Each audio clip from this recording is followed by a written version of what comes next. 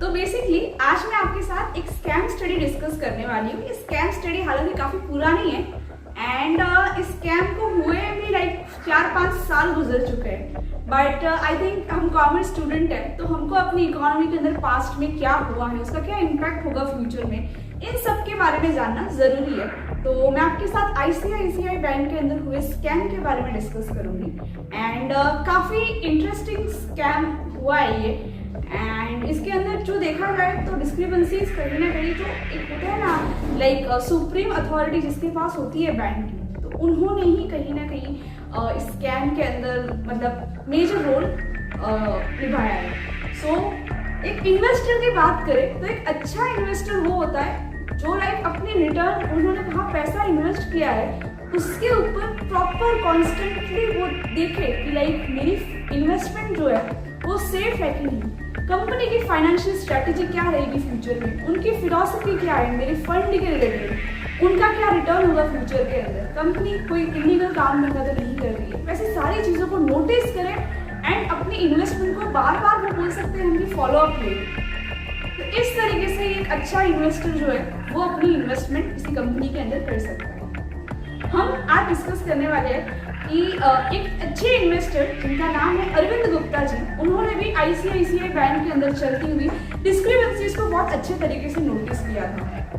Scam के अंदर हुआ ये था कि बैंक के अंदर बहुत सारे लोन एग्रीमेंट अप्रूव किए जा रहे थे जिसके अगेंस्ट कोई भी बोल सकते हैं सिक्योरिटी नहीं थी, जिसके अगेंस्ट कोई ऐसे फॉर्मल डॉक्यूमेंट्स नहीं मतलब सबमिट किए गए थे, और इस फाइनेंशियल तरीके से अगर देखा जाए तो कोई सिक्योरिटी ज़्यादा अवेलेबल नहीं थी। जस्ट एक जो बैंक का समझ सकते हैं हम सबसे बड़ा एग्जीक्यूटिव ऑफिसर जो होगा उन्होंने जस्ट साइन कर दी और लोन को अप्रूव किया गया था। अब अरविंद गुप्ता जी नाम के जो एक अवेयर इन्वेस्टर थे, उनका बेसिकली काम ही यही था, वो पहले से ही ऐसा काम करते थे कि वो व्लॉग लिखते थे बैंकिंग सिस्टम के अंदर कौन कौन सी पॉलिसीज आई है और बैंकिंग सिस्टम के अंदर क्या क्या इम्प्रूवमेंट्स हो सकती है। तो उन्होंने जब आईसीआईसीआई बैंक के ऊपर ब्लॉग लिखना शुरू किया तब उनको पता चला कि बैंक के अंदर काफ़ी डिस्क्रिपेंसीज चल रही है। उन्होंने ट्रांजैक्शन नोटिस किए थे between Videocon company and ICICI bank. तो तब पता चला कि लोन एग्रीमेंट के अंदर बहुत सारी मतलब बोल सकते हैं कि हम गड़बड़ी दिख रही है जिसके अगेंस्ट सिक्योरिटीज नहीं थी।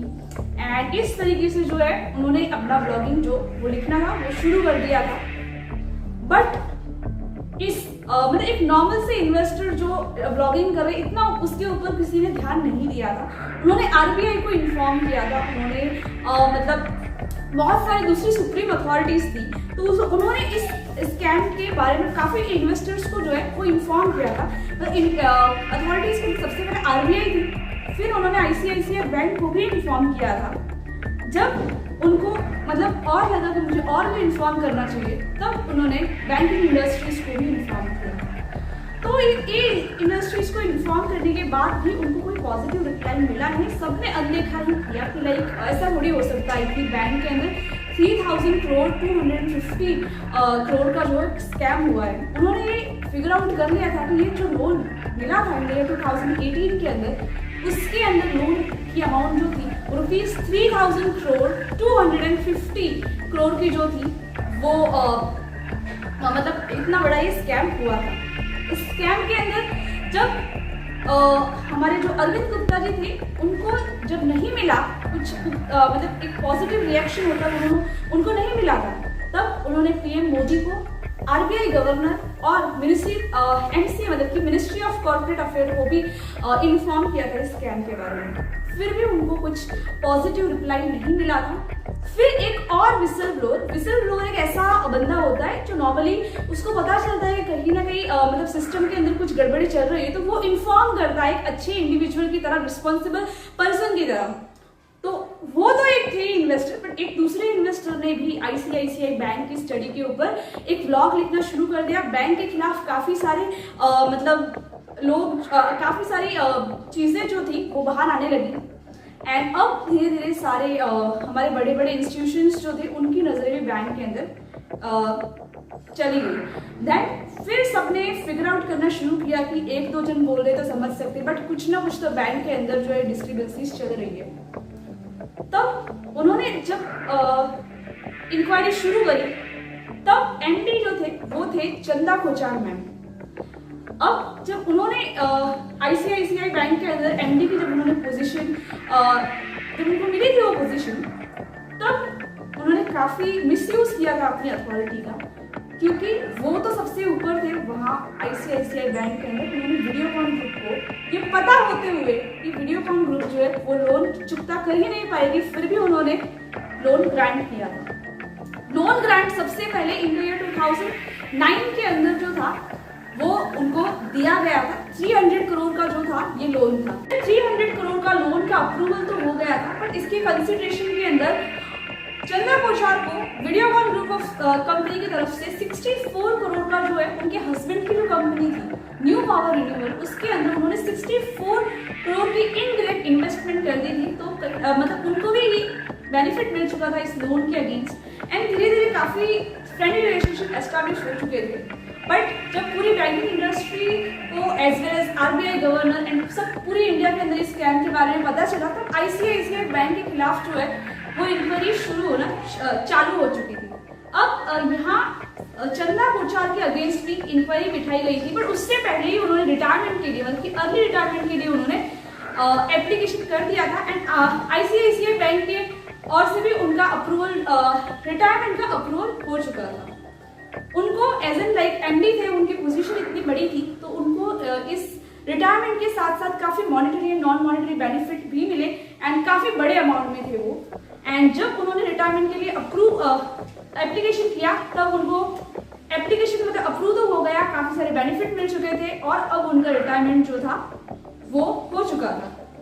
बट जब बैंक के अंदर चलती हुई ये सारी सिस्टम के अंदर की जो डिफॉल्ट दिख रहे थे, तब बैंक ने सीबीआई और ईडी को भी इन्वॉल्व कर दिया। जब सीबीआई इन्वॉल्व हुई तो चंदा कोचार की भी इन्वेस्टिगेशन करी गई, एंड तब पता चला कि उनकी बोल सकते हैं कि उनके अंडर ही इस स्कैम को अंजाम दिया गया था, और स्कैम की अमाउंट जो थी वो बहुत बड़ी थी। इस समय इस टाइम जो था वो लोन अप्रूव किया गया था 3250 करोड़ का, जिस लोन के अगेंस्ट कोई भी फाइनेंशियल फॉर्मेलिटीज पूरी नहीं की गई थी।